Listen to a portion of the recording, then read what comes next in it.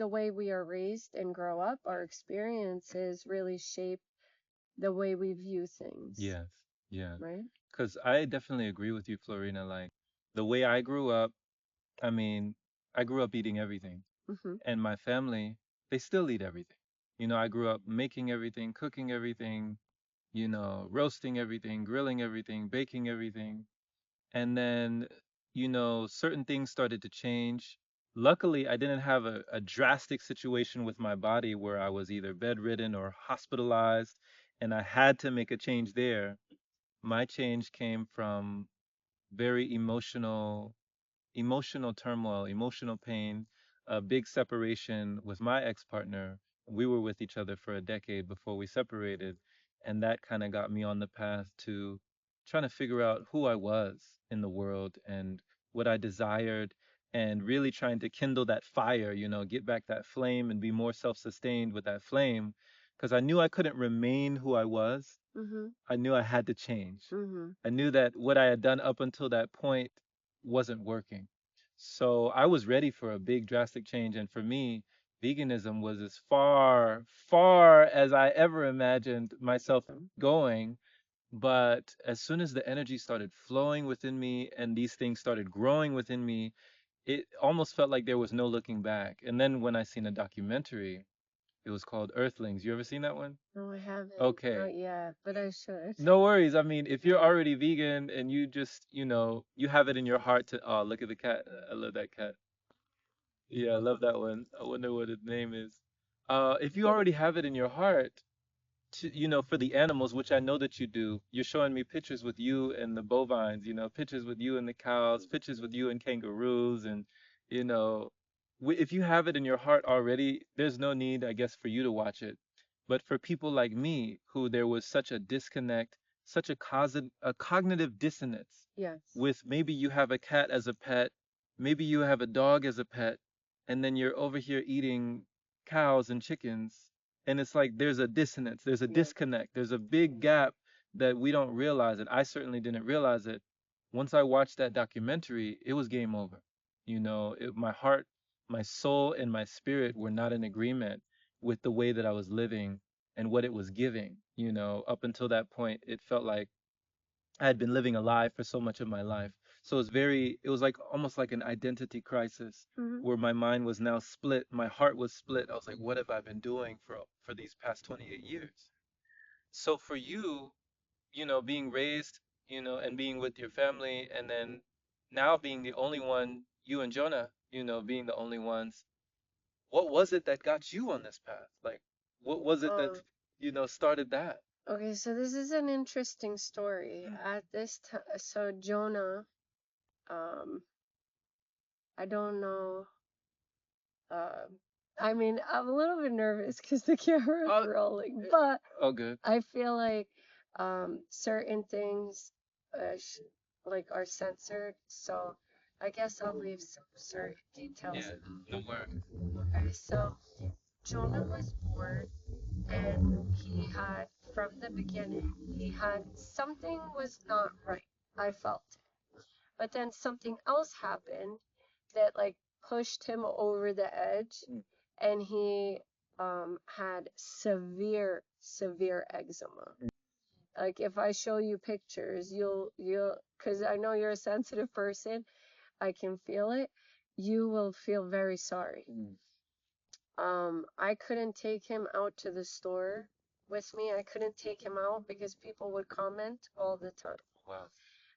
It really looked bad. Okay. And now I'll show you pictures, but when I look back at pictures, like, oh, my heart hurts because I remember that time in our lives. It was very difficult. Like, he wasn't sleeping at night. I wasn't sleeping at night. I hadn't slept for like the first 5 years of his life. Wow. Uh, I haven't slept through the night. Mm-hmm. So I had very interrupted sleep. Mm-hmm. But about like it started when he was 4 months old. He started getting eczema on his face, and then it went to his whole body. Wow. And he had eczema, allergies, and asthma. Wow. If he ate a certain food, he would have an asthma attack. Okay. And even like more so recently, well, about 5 years ago, he had my parents gave him fish, and they um didn't believe that he could be that allergic to it, and he started coughing, and they like called me at work, and I was like, I'm at work, and they're like, he's coughing really bad. And I thought, I didn't think anything of it because I was like, okay, he has a cold, but he was actually having an asthma attack. Oh, wow, wow. So my parents took him to the pediatrician, and she's like, yeah, he's having an asthma attack. We gave him a nebulizer treatment and another one and another one. And then I had him for the weekend, and I was with him. Then again on Tuesday, I had to go to work. I brought him to my parents' house, and he had it again. He had the fish again. And then I brought him, like, it was on the way home, so I brought him to the pediatrician. And the pediatrician asked me, she's like, do your parents have any pets? Like, this happened when he was with your parents, and now it's happening again. It's very closely related to, and it just doesn't come out of nowhere. Right, right. So, yeah. So then I asked my parents, and they were like, oh, we only gave him fish. And I was like, that's it, you know? So I didn't have like I didn't have that compassion or that awareness of meat or animals. Like if that makes sense. No, it Like makes sense. it's so clear, but it wasn't clear because I grew up eating it, and I was like desensitized to the idea that those are animals. Exactly. Those are beings as well. So I didn't have an idea to stop eating meat. I just kept searching. But in the meantime, my father had gotten sick with chronic kidney disease. Oh, wow. Okay. And I was like looking all over online, and I'm a very open person, like open to anything. But I kind of wasn't open to veganism because I was like, oh, that's really extreme. I heard terrible things. They become protein deficient, they become B12 deficient. It's very unhealthy. All these Hollywood stars trying to push it and getting really sick. Yeah. So I was very scared of it. So I was like, no, we need meat, we need protein, but let me see what's going on here. And I found this group online that were reversing kidney disease. And I thought it's irreversible. Those are degenerative diseases. There's no getting better from those kind of diseases, right? That's what I thought. So I was like, all right, what are these people doing that they're reversing their disease? And they follow a very strict protocol of eating plant-based, but not everything. Like it's even more strict into that. Okay. Like certain proportions of things. Like beans can only be 30% of your intake for the day or 20%. Okay. So as I'm following this group, I see like a lot of people are saying their eczema got better. And I was like, oh my goodness, I'm searching, like, what can I nourish my son with? Like, I don't want him to lack in any nutrient. Exactly. Right? And I went to see a nutritionist. I went to see everybody that you could think of. I stopped counting the doctors that we've seen. Like we were at Mount Sinai. We were at Children's Hospital of Philadelphia. We went to the top hospitals. Wow. Allergy and immunology. Dermatology. We've seen any kind of specialist. Pediatric dermatology. And none of them suggested diet change? No. None of them? No. Wow. Jeez. No. Wow. Yeah. That never came up. No. It was only here, take this cream, take this oral steroid, and it's just masking the symptoms, like not true healing. Right. So I thought, let me see. And then at that same time, a friend had suggested that I look into um, this like teachings of Dr. Robert Morse, Mm-hmm.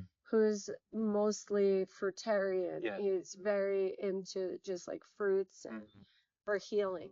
So I did that as well. And then I so this is how it started. I said, let me try it for Right. Jonah for 1 week. Just one. Yeah. Yeah. Let me just try for 1 week. Uh-huh. And then I started feeling so sorry for him, like, oh, he's lacking something, like he's missing out. And then I said, you know what? I want to see how he feels, Right. so I'll do it too, just for a week. Mm-hmm.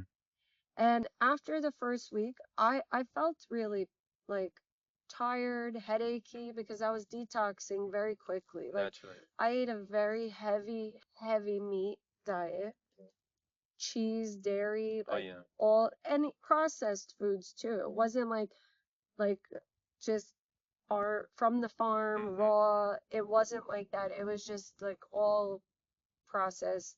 Straight from the store. Yes, Yeah, yeah. the standard American diet. Mm-hmm. And after I tried it, the first week I wasn't feeling the greatest, and then the second week I noticed the pain that I had in my foot went away. Okay, now how long had that been there? So long that I had gotten used to it Oh, and thought it was normal. okay. Yeah. Okay.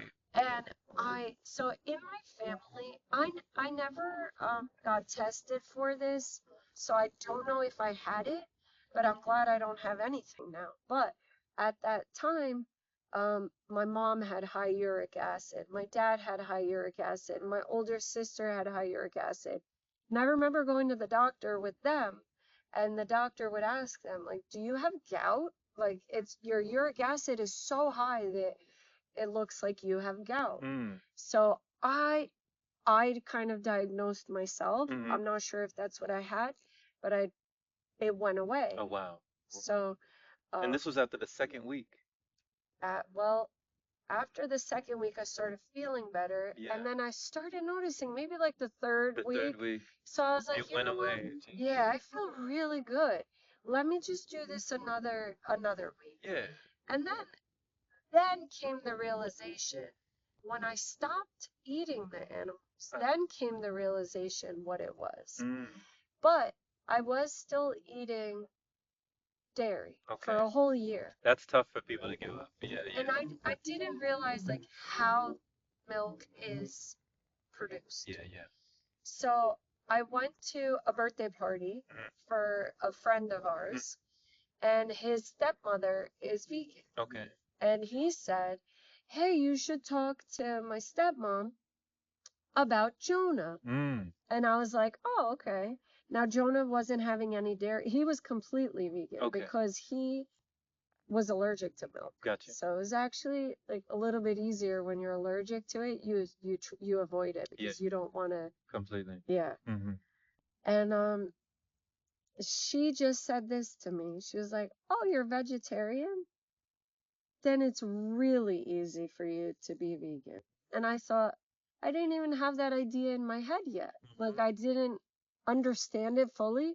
But the way she presented it was in such a nice way Mm-hmm. that I was like, oh, okay. And she says it's going to be easy for me. All right, it'll be easy. Yeah, well, how So was her presentation like? What was something that she said that kind of like triggered something within you or really clicked or really just allowed it to stick in your mind like, wow, this is easy. I think maybe because she put her hand on my shoulder, my arm, and she was like, "Oh, you're vegetarian? Then it's gonna be really easy." Like it was very like she connected with Yes, me, yes, yes. and she wasn't like, "Oh, you should do this." No, you have to do this. You must do this. Yeah, No. It yeah. The wasn't way like she just very gently and kindly. not overbearing. Yeah. Yeah. Awesome. I think maybe I tend to be overbearing just because as a parent, as a mom, there are certain phases of raising your children. Like I see with my older ones, there's a point where you give directions, and then you have to change it to suggestion, Okay. right? So I have to still work on that suggestion Uh-huh. phase because I feel like I could be a bit overbearing, maybe. Okay. But her gentle way, when it allowed you to change without feeling the pressure, Yeah. without feeling the weight of someone telling you what you should do or what you could do, you just said, "Oh, maybe let's try it. Yeah, let's give it a shot." Yeah. How did your trajectory change from there? It was a slow and gradual one. And That's I'm good. glad it was, That's the because best. then that helps me. Like, I really don't have a desire for cheese. Mm, I used to. yeah. I mean, everybody laughs at me. Like, my family will laugh at me. They're like, "Do you remember how much you love cheese?" Like, that's what I would just eat that and make that a meal and be happy with it. Hmm. But it was because it was a slow and gradual one. I feel like it's a more sustainable change to do Nice. when it's like you don't feel like it's a shock where like, ah, I'm missing that, Right. you The know? fear of missing out. Yeah. Yeah. I don't have that. No. I feel like the um, the vegan and plant-based foods are so diverse and abundant and so interesting and cool Hmm. that you really don't miss out on Right. anything. And it looks like you're having fun. Yeah. They're so colorful. They're just using that inner creativity in a culinary aspect. When you're creating these cuisines, these culinary art, it's like art. Yes. So I'm watching you and you're making these pizzas with Jonah and you're making all these things and it's not involving any meat, no cheese, no Yeah. none of that, but it still has that aspect of fun, that aspect of childlike wonder and curiosity, that aspect of just embracing your own ingenuity and your own creation. And that has its own vibration. So it sounds like it's feeding you in so many more ways than one. Yeah. Yes. Yeah. I never really stopped to think about that or to look at that.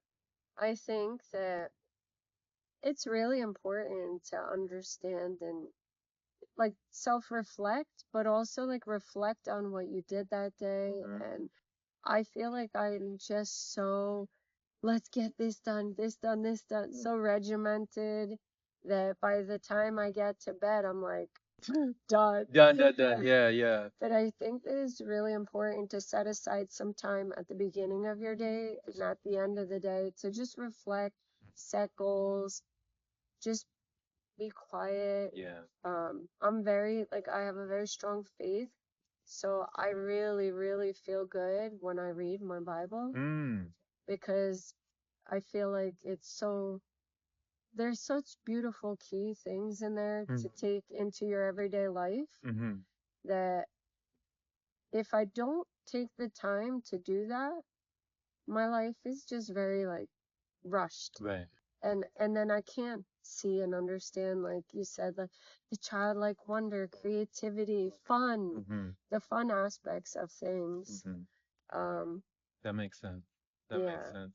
So even as you're talking, Florina, like I love how you're illustrating that because you paint the picture of, yeah, we can be focused and lose ourselves in the rituals, in the regimens, in the routines of it Mhm. all. Mhm. But then you're saying in the in between of the routine, in the meantime, in between time, still find time for reflection. Mhm. Like still find time for connection. Still find time for that reverence that you have for, reading scripture. You say your faith is very strong. Mhm. So how has your faith, been such an impact for your fulfillment? And how has your faith, intertwined with the practice of your lifestyle, living the way that you live? How have you noticed any parallels? Have you noticed any correlations with your faith and with your dietary disciplines, as people would call it? Yeah, I definitely have. I mean, some people can take the Bible and twist it any way they want. Interpretations, yeah, Yeah.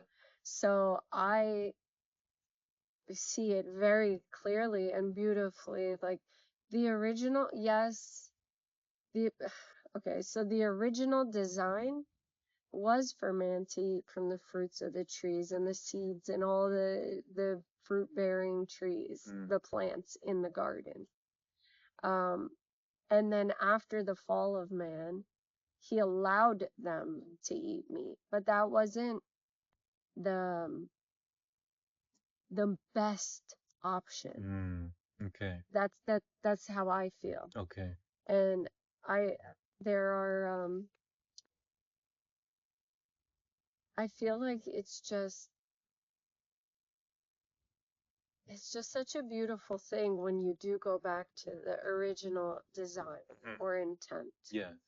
Yeah. Um, A more natural way, yeah. organic way, just a way in the original design. I love that word design, Yeah. because I definitely wasn't even thinking of how my body is actually designed, how me as a human being, like how our species is actually designed, how, the canines, like our teeth are actually designed, like how our digestive system is actually designed, and then when we compare ourselves to actual carnivores or actual animals that have actual fangs and actual teeth to rip apart flesh without needing to put it in the microwave, Yeah. without needing to put it on the stove, without needing to barbecue and do all of these extra things with all these condiments and sauces and dressings and seasonings that we do with, with no reasoning with all of these seasonings just to make something that is not even in our makeup or our original design Yeah. to be consumed, and trying to make room for what need not be consumed. I was just so far off, but I love what you're saying, Florina, because it brings it back to a state of wholeness and completeness to understand that we actually have all that we need. You look at the plants and the trees and you're like, wow, I have all that I need. You take in the air that you breathe, I have all that I need. So that can be very mind blowing for a lot of people, and it definitely was for me. But it was like the feeling state, it made the difference. The feeling state. Like you said with your foot, like the gout, and when the gout came out, and you're like, whoa, you're walking about, you're like, there's no gout. Like, whoa, wait a minute. So what happened? I had this for years, and now it disappeared. But I had it for years, and I thought that it was natural, or I thought it was just normal, or that I would live with it for the rest of my life. Right. Now, after 3 or 4 weeks of a different diet change, it's gone. So, I mean, that just it really shakes people's realities when they see that, oh, I was living a certain way, but that was actually a choice. I don't have to live that way anymore.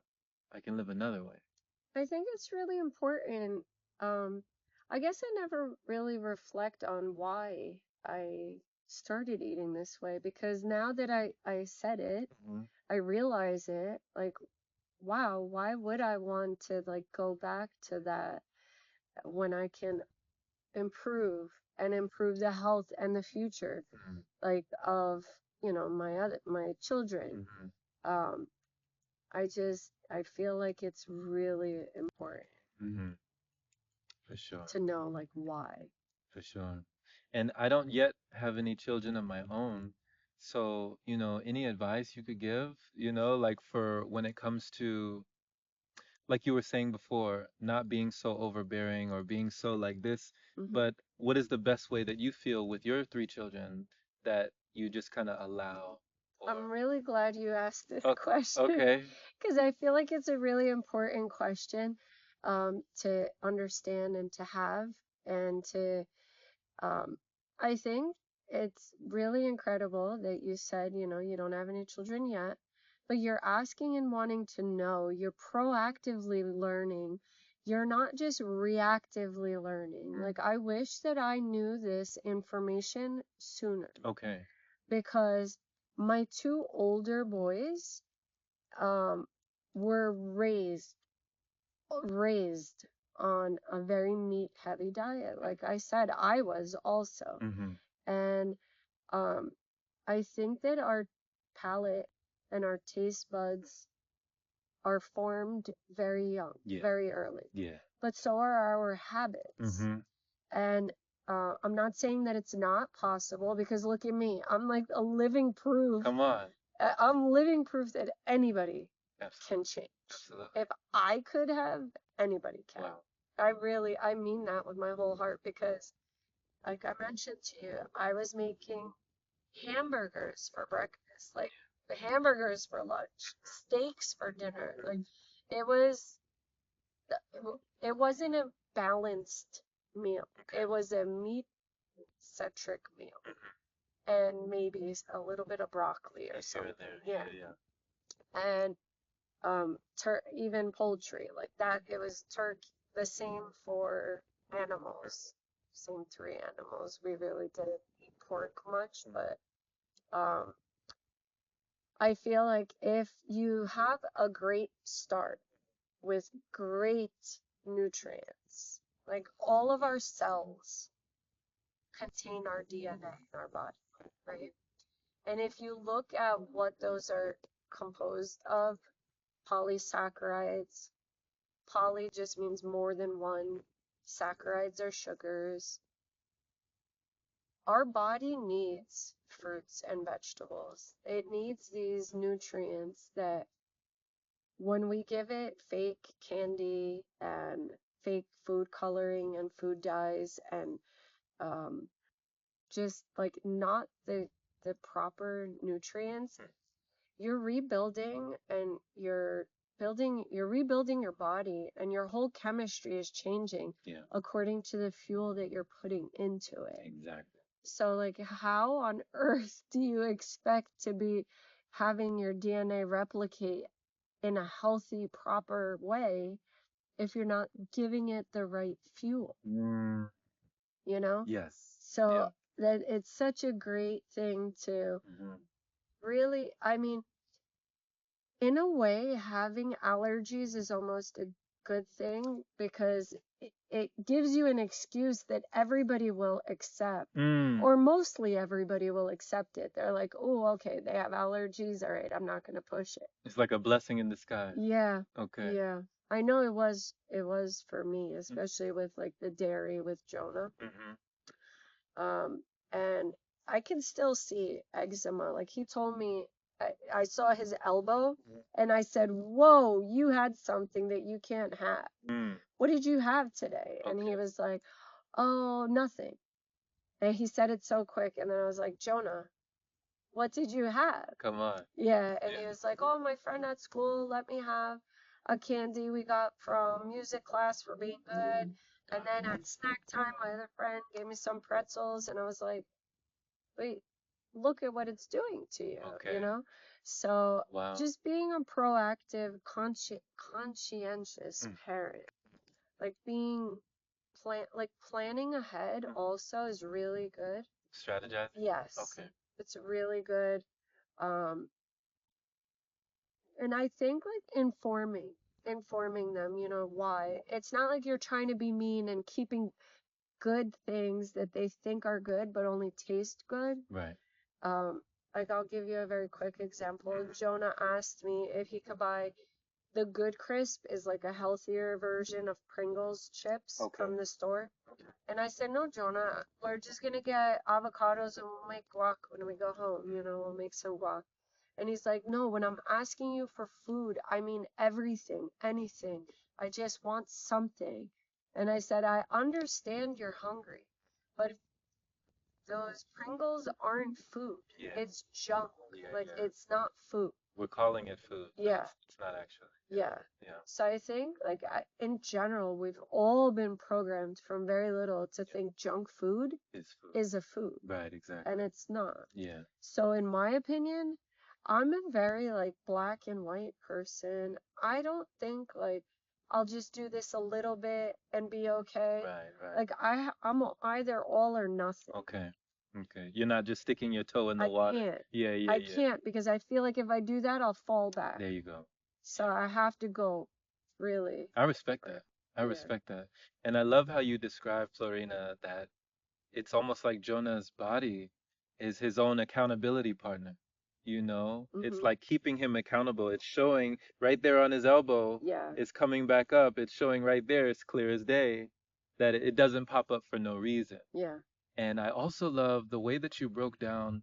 I haven't heard anybody else break down the DNA and I talk about how these building blocks of our cellular makeup, Yeah. the deoxyribonucleic acid and just the replication. Messengers. Yeah, these messengers. You're talking about, if food is information and information is food, then whatever we're putting, junk or no, in our body, that information is undergoing a replication that's soon going to be our whole vibration, So it's like if we're undergoing a lot of indigestion or constipation, if we're having a lot of emotional frustration, if we're having a lot of ailments and complications, then we got to really look in the information.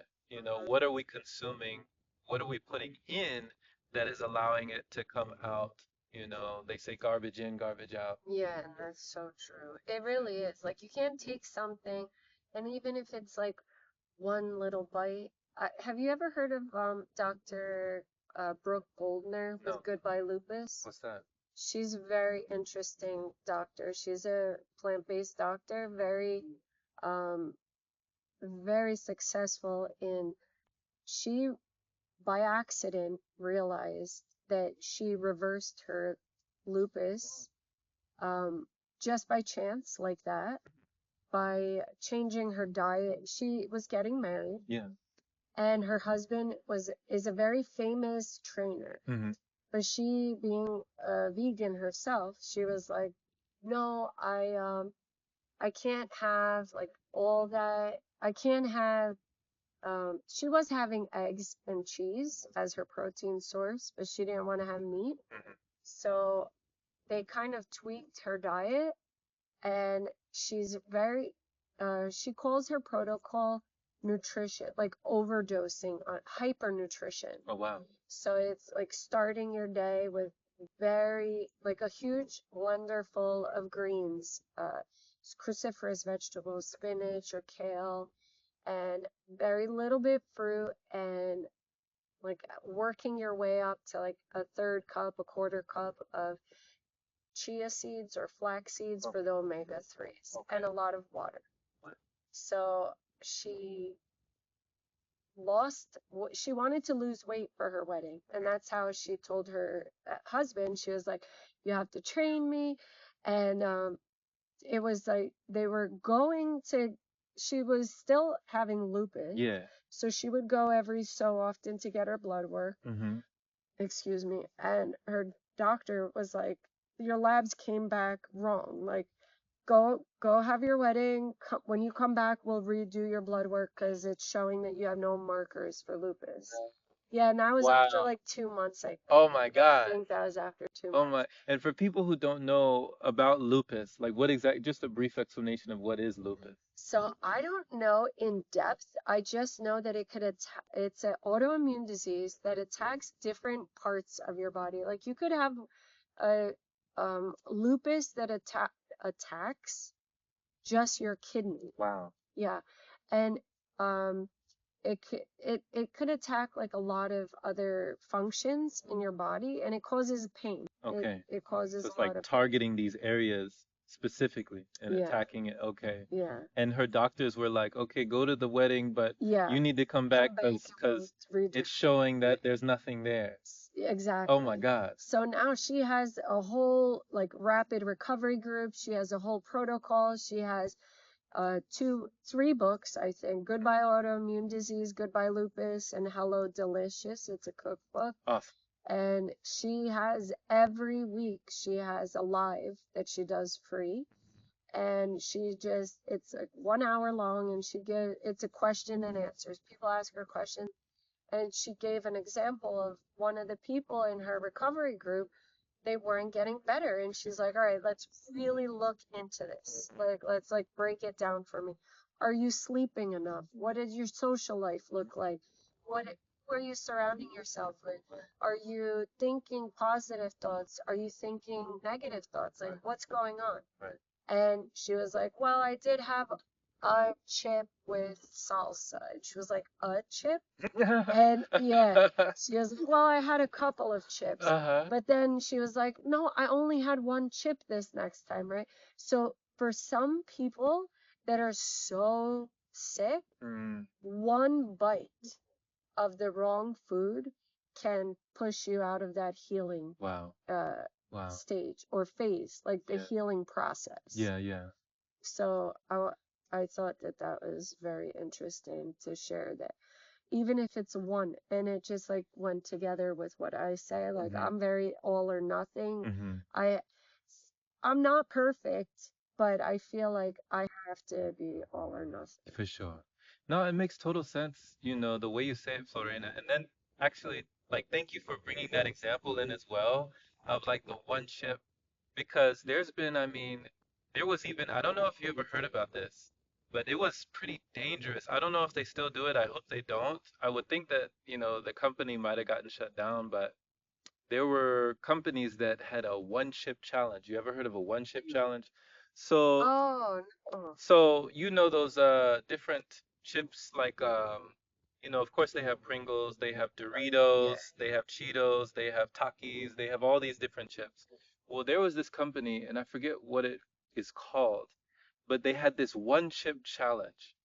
And there was just literal like it was like a triangle thing and it's just inside of it is a chip, and on the chip is laced with all sorts of stuff like you can imagine like ghost pepper, habanero, jalapeno, just the complete spiciest of all spice on earth. They just formulated in a laboratory how to just put on this chip the spiciest ever stuff, The right amount. the right amount, just the right amount. And so it's the one chip challenge. And on the box there's a disclaimer. It's like it's almost like a warning label You can't. to no, it's a warning label to like be forewarned if you have this, you know, it's at your own discretion. Like we're not responsible for what happens to you. Just know that this chip has all of this stuff. It's spicy. Like it's very spicy. So kids, I mean, teenagers, adults, people have done this one chip challenge and they've done it for like YouTube videos where they'll go on a video, they'll take this one chip and it'll have their reaction, like the reaction of how much spice it is. And they get all sorts of views, millions of views just for daring to do this one chip challenge. And there was a kid that took this one chip, and he took it and he was in school, and all of a sudden he was doubled over in class. Like there was gastrointestinal, like bloating, all sorts of stuff was going on. His stomach was hurting, and sadly they didn't get him to the hospital soon enough, and he passed. And the parents were just like suing the company. They were just like, oh my god, why didn't they take it serious? The adults at the school, they didn't understand what was going on with him, but it was like something within his body that was just, it had just gotten, yeah, severe just for having that one chip. So, I mean, there's people that can, even when it's with substances, like there's people that will do, a substance and they'll do several lines of that substance. And, they have that tolerance level or their body has built up, I don't know, just saving their life, to build up a resistance. But another person could do one thing of that and be gone. Yeah. That's it. That's your life. Yeah, So I think it's the same has to go with everything that we consume. that's true. That's Sure. true. Yeah. So thank you for bringing up that point about, the lady that was exhibiting those symptoms and showing that it doesn't have to be a large portion. It actually can just be one. Yeah. Yeah. So it seems like, I mean, you've learned so much.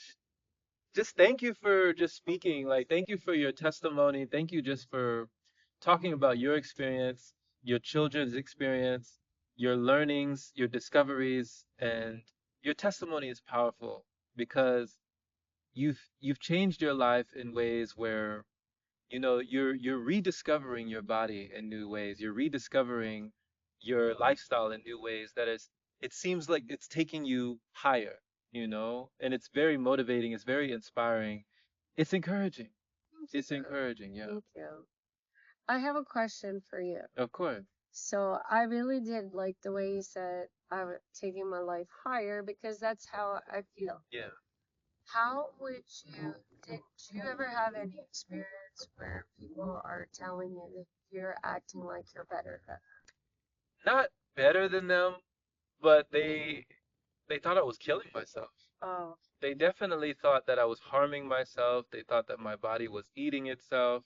They thought that I wasn't going to be around very long. And in fact, both of my parents had an intervention with me over the phone. And they were just like, we'll send you money. Please eat something. They really were concerned for my life. And this was only because, well, because of what they were seeing. I looked different from what they knew, and then I hadn't been around them at that point in time. So once I got around them and they were able to see, okay, he's consuming very differently than we raised him, but he still has a lot of energy. He's exercising. He's walking every day for miles. He goes out into the sun, he comes back. He's doing all sorts of extracurricular activities. He looks vibrant, he looks vital, he looks like he has his wits about him. He doesn't look you know, like he's still our son. So it just took me to be in close proximity with them for a while for them to understand, okay, he's gonna be all right. He's just doing something that I don't understand what he's doing, but it seems like he'll be fine. Yeah. okay. But that was the judgment that was coming from family, close loved ones, was them just wondering, what are you doing? What are you doing? So they never felt like you thought you were better than them, or I don't think okay, it was that. I just think they thought I was crazy. okay. They just thought I had gone insane, you know? Yeah. Do you have any advice for somebody that would be going through? The whole better thing. Yeah. And how So would you go about that? yeah, I so Because I do think that it is better to make better choices, yeah, right? this is what I've learned. When it Okay. comes to family, friends, even people in general, strangers. I mean, I go to the supermarket every day. I walk 5 miles to the grocery store, and I grab a juice or coconut water or what have you, and then I leave, and nobody knows that like I'm on liquids. Nobody knows that I'm not eating solids. They just see me grab my juice and leave. But that doesn't mean I have to tell them, you know, that hey, this is what I'm doing. You should try it sometime. I don't have to go out of my way. So it changed from me trying to preach or trying to reach or trying to teach everybody to just embodying, you know, saying, okay, I don't have to give my family members all a sample. I can turn inward and become a living example. I can just allow them to see, how I am, how I be, how I'm just free, just the way that I am. If they have questions then they can come ask me, "Hey, what are you doing? Hey, your skin looks different. What are you doing? Hey, you seem very at peace. What are you doing? Hey, you seem very at ease. Like, what are you doing?" And when they come to me with those questions, then I address that and then we connect on that level. But I'm not going out of my way to tell them what they shouldn't do. So, for instance, I can be around my whole family. I'm actually going to visit my family in Riverside soon for Thanksgiving. Trust me, Florina. Trust me. They're all going to be eating everything. But, I might just be around them sipping some orange juice or what have you. But I'm not telling them anything, that they shouldn't be doing. I'm just living my life. So, one of my friends told me, and maybe you've heard of this as well, but they told me that love is like an acronym for letting others voluntarily evolve. Letting others voluntarily evolve. So even though you understand how you feel in your body now versus how you used to feel, even though you understand that your prospects have gone up, it feels like your energy, your frequency has elevated, and you would you would want that feeling for all of your loved ones. The best way is to allow someone to come to their own conclusion or to find their own inner solution. It's like you've walked through a door, you can't drag somebody else through that door. And whether your vantage point on that mountain feels like, okay, you can see there's broadened horizon, you've broadened your horizons, you can see further from that vantage point now. And they might be looking up at you from that perspective and think, oh, who does she think she is? Right? Like, oh, she's climbed this mountain and it looks so steep. Like, why would she want to do that? For instance, people might ask you, like, you're vegan. Isn't that hard? Isn't that difficult? Isn't that tough? and they say like, wow, I couldn't do that. That sounds so hard to be vegan. Like, you got to restrict yourself from this, you got to withhold yourself from that, you got to stop yourself from this. Isn't that hard? And you might be saying to yourself, no, being sick was hard. Harder. Being in bed, be coughing, all that, like that mucus, that bronchitis, like all of that, that was hard. This is easy. I could prepare these meals. I got a lot of things to choose from, colorful assortment to choose from. So it's just a difference in perspective. And if somebody has not has not felt their body on that level where they realize, oh wow, the pains that they thought were forever are gone now. The ailments, the illness that they thought were just normal are gone now. If somebody hasn't gone through that experience, then it's almost like they're just looking at somebody else and thinking like, oh, that's just those type of people. Like that's just for that type of person. I'm not that type of person. And like you said before with the taste buds, you know, I was adjusted to all sorts of stuff. My taste buds were adjusted. When I fasted for a certain length of time, when I went back and I tried to taste even the sauces I used to have, it was like, what is this? Like, have I ever been even tasting this? Like, it felt like I had never actually tasted it To that degree. to that degree. I understand exactly what you're talking about. So the level of sensitivity, it heightens. Your level of sensitivity, when I was eating everything, it was very dulled. It was very numb. Yeah. So I want to share something about that. Go ahead. There are literally scientists working in labs trying to figure out how much salt, sugar, and oil they need to add to these ultra processed foods to get you addicted to it, Yeah.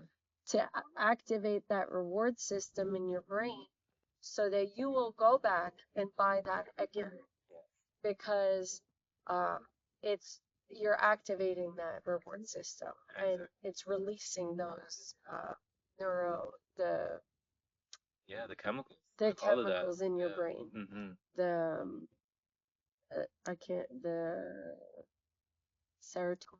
Yeah, the dopaminergic, yeah, the neurochemicals and the yeah, it's like the chemical messengers yeah, in the brain. yes, exactly. And when we do eat those foods, it's like you're constantly being bombarding your senses, overloading, and they become dulled. Yeah. And then when you go to eat the real food, you're like, what is this? Yeah. This doesn't taste good. I want the sugar, the salt, the oily stuff. Give me the Dunkin' Donuts. Yeah, yeah, give me that. Yeah, yep. So when you stop eating that, it really like reprograms your taste buds. That's what it is. It does. And then when you eat the real food with a lemon and limes and all these like natural plants, Yeah. it's like a burst of flavor, like dancing on your tongue. Yeah. As soon as you put it in your mouth. I know exactly what you were talking about when you're like, oh, when I started eating again, I was like, did I ever taste that? Yes. It's because we were so desensitized to it. Exactly. Yeah. You got it. And you're right, Florina, like it's almost scary how sinister it sounds when you're talking about people and even companies that, like you said, they hire these neuroscientists to come in and they're looking at the brain and they want to make sure they want to see it hit the bliss point. I think I read a book where they called it the bliss point. Yeah. You said that perfect blend of the sugar, the salt, and the oil, and just these fats, and making sure that they hit whatever it is that, and once they got it, it's like, yes, ship that out. That's the one we want. Exactly. And we're the test subjects. We are the guinea pigs. We're the ones that they're testing in the laboratory, and it's all on the shelves. It's the frosted flakes, the cookie crisp, the cinnamon toast. It's sad because it's like targeting kids, little children. Yeah. They see these commercials and they're like, "Oh, I want that. I want to try that Lucky Charms." Lucky Charms, yeah. It's really sad. Yeah, I remember the slogan for Lucky Charms, they're magically delicious. That was Lucky Charms. Fruit Loops, follow your nose wherever it goes. Oh my goodness. Toucan Sam. That was Fruity Loops. And then Cinnamon Toast Crunch, and then all sorts of like, Cocoa, cuckoo for Cocoa. Cuckoo for Cocoa Puffs.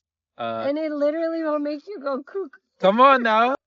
And then Tony the Tiger, Frosted Flakes, they're great. Come on. So that programming it makes an indelible impression, especially in a malleable mind. Yes. And a young, impressionable mind. I mean, you're hit. I was reading comic books with the athletes, like Michael Jordan and Kobe Bryant, and they had like milk mustaches. And they're like, milk, it does a body good, and it's gonna do all sorts. Celebrity endorsements. Big time. Big time. All this programming commercials. Big time. Advertising geared to that. Yeah. So it's tough because when you look up to role models and idols, you unconsciously you're putting your trust Yeah. and your faith in that. And then when they endorse something, then you're like, I gotta do it. Yeah, I gotta do it. He's saying. Yeah. I want to be like him. Exactly. I want to be like Mike. That was the big thing. That was the big thing back in the day. So thank you for bringing that up. That's a great point. Yeah. So, my goodness, Florina, thank you just for this. Thank you for being fearless. People don't realize like this is your first time doing something like this. If y'all don't understand, she's a natural. You can see it, We need your voice. And So much. yes. So, yeah, definitely just yeah, let people know actually if you'd like. What is your page? It's Florina Flourish with Florina. Flourish with Florina on Instagram. You can check out, her culinary cuisines, her creativity in the kitchen, and with her son as well. And just fun. She's just having fun and enjoying something that's also having a wonderful healing effect. Very replenishing, very nourishing. And yeah, That's really a part of the healing process also, right? Is having fun.